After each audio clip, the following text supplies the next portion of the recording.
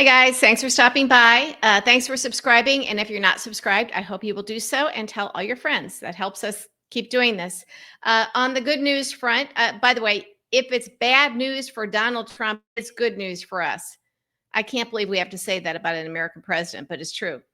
So this happened today. The First Circuit Court of Appeals has denied the Trump administration's effort to lift a nationwide block on its effort to restrict birthright citizenship.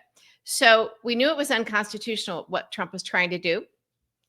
And, the courts keep agreeing with us. So that's the good news. That's the good news. Trump is doing things that he has to know are making him very unpopular. And Elon Musk, the same. That's why Musk wears a Kevlar vest. Uh, what concerns me is that they don't seem to care. And Trump always cares about ratings, his approval ratings, the polls, but he's not running again, supposedly. But they're talking about a third term. And this concerns me because, I think he's cheated all three times that he's run. And the second time it didn't work because they couldn't really do that with mail-in ballots, which is why they panicked at the last minute right before the election. And Louis DeJoy was having mailboxes literally ripped out of the ground or locked just before the election in heavily Democratic neighborhoods. So during the pandemic, when people were mailing in their votes at larger numbers, they panicked. And that's also why they dismantled those $2 million a piece mail sorting machines right before the election with no explanation. So yeah, it concerns me that Trump is not concerned because that means he has other big plans. Like, we don't need to vote anymore. Remember, he's talked like that. So the 538 average polls has Trump's disapproval rating just overtaking his approval rating. That's not good.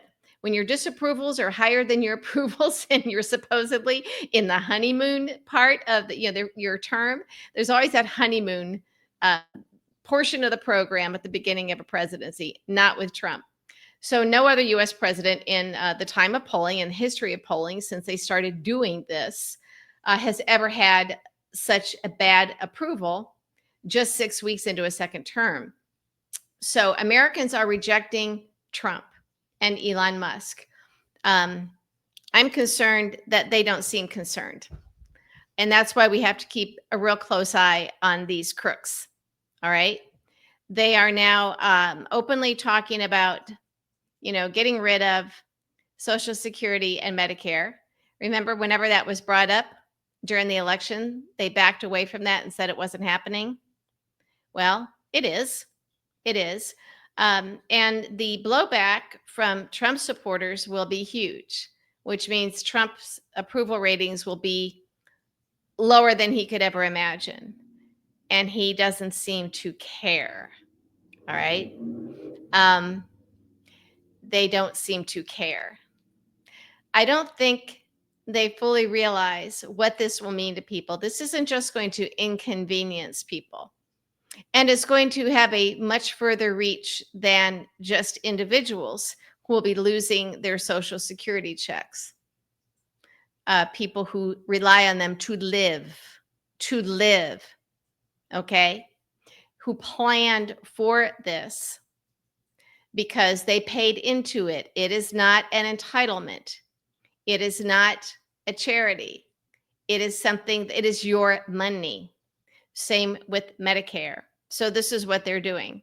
And they're trying to blur those lines.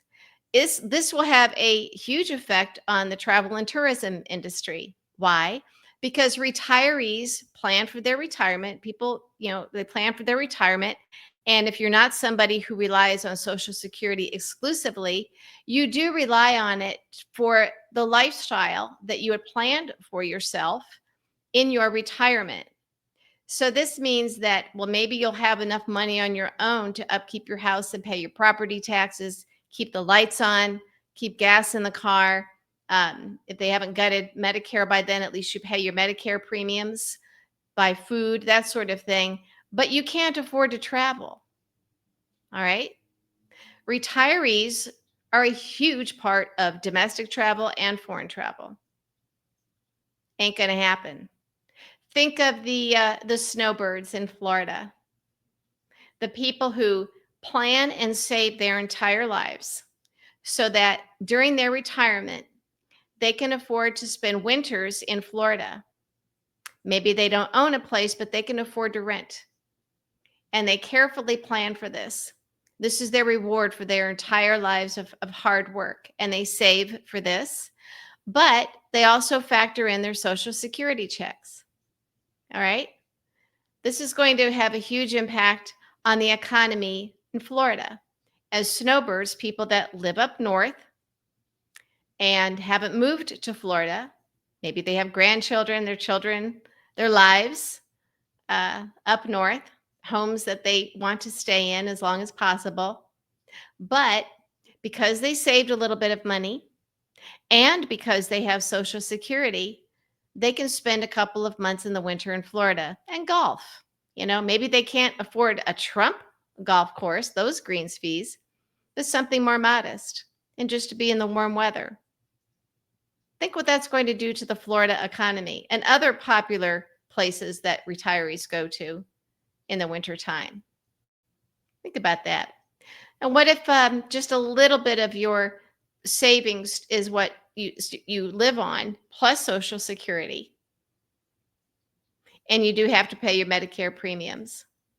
You know what this means? A lot of old people who are considered middle class, hanging in there at that line of middle class, will now fall below the poverty line. They will starve, they will get sick, they will die. This is what Trump and Elon Musk and Putin want. Savings by attrition. If they think people are living too long and enjoying those Social Security checks for too long, they'll take care of that. And I think that was part of the plan with regard to COVID during the pandemic. We know that Trump lied and withheld information. He knew how bad it was going to be. We found that out from Bob Woodward a little bit too late. Trump knew. And he lied. And inexplicably, intentionally, purposely wanted people to not get the vaccine. They didn't want people to mask. They wanted the elderly and the most physically vulnerable among us to die.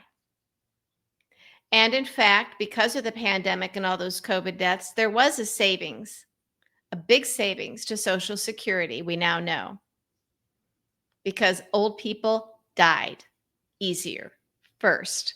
They were the most physically vulnerable to the coronavirus. That term, Bayesian updating, that business term, I brought it up before. The very oversimplified version of this means if you want to predict what a company is going to do, look at what they've always done.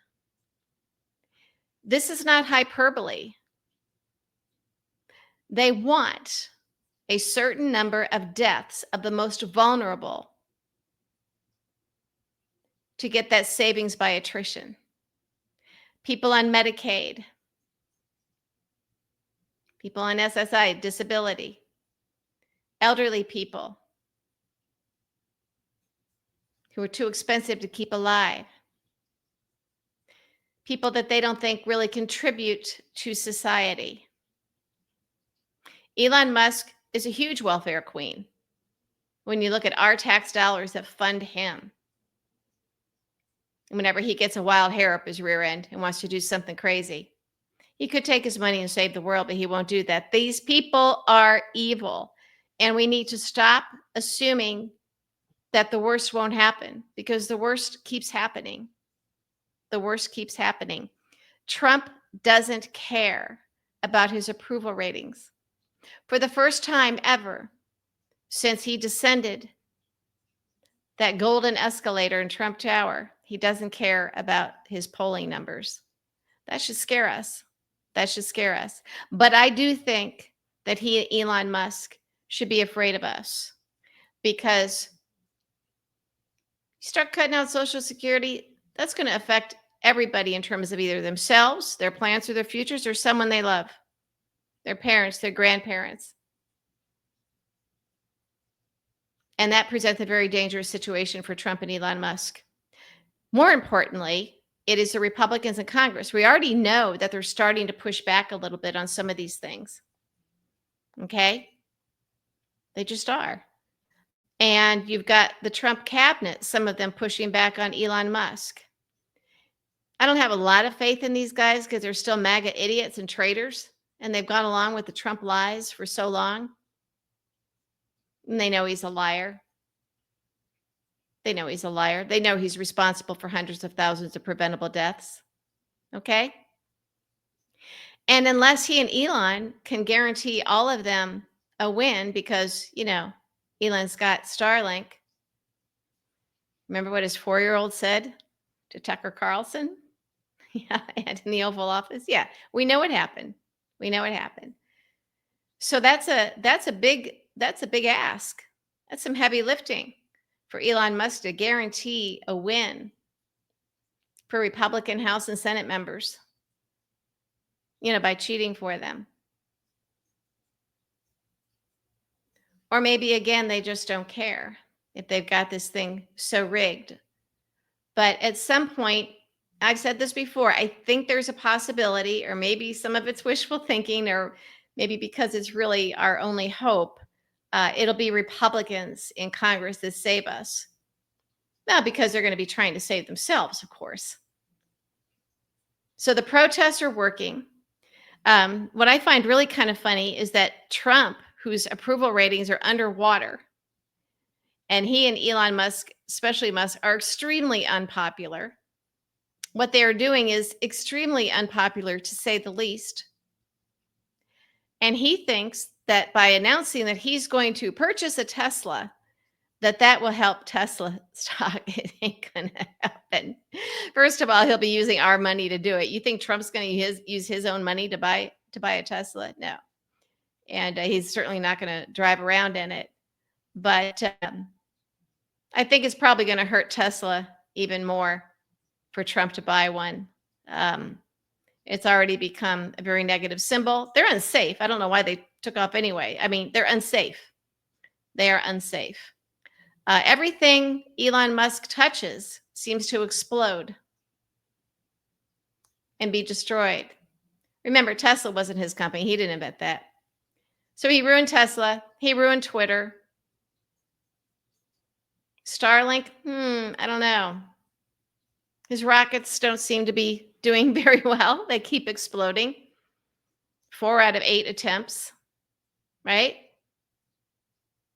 People hate Elon Musk for good reason. He is an evil person. The more we are exposed to him, the more we learn about him, the more we hear what he has to say, the more we learn about his personal life. He is evil. Evil. And he also seems to be high on ketamine a lot. Is that the drug that killed Matthew Perry? Right. So we've never seen anything like this before in this country. I don't know how it's going to turn out, but I do know that there is some pushback. The pushback coming from the courts when Trump is pushing something that's unconstitutional. He's getting away with a lot of it. That's the thing. You flood the zone, the chaos from the beginning. But right now, Trump is a very, very historically unpopular president. So there's no honeymoon period for this presidency, and that's good. I'm just looking forward to the divorce.